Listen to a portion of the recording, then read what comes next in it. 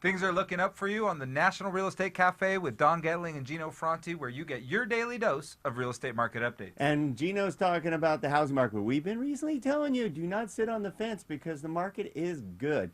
And we just saw a tick up in price appreciation. Everybody's kind of watching it and seeing if we can see if those prices will go down anymore. But be careful.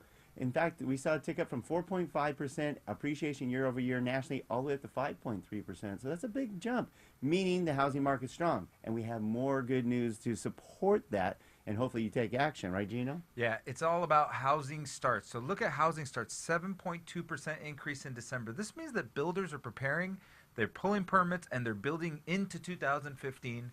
So I expect a very, very robust real estate market in 2015. That doesn't mean 20% gains. That means above average gains, which is above 4%. Which means opportunities for new home buyers and move-up buyers because the builders are finally going to start building again. That's confidence. It's good for all of us because we need more homes. So here's a nice little quote. Go ahead, Gino. I know you like this quote. I do. 1 million homes were built for the first time since 2007.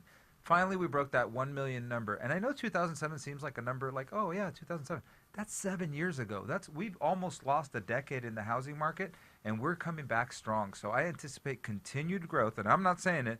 The National Association of Home Builders chief economist, David Crowe, says a growing labor market and a strengthening economy will have steady growth in single-family housing looking ahead. That's right. So we got more news to back that up. Okay, you're going to see on this chart tons of numbers that are basically all pointing up. But here's another quote from Quicken Loans Vice President Bill Banfield.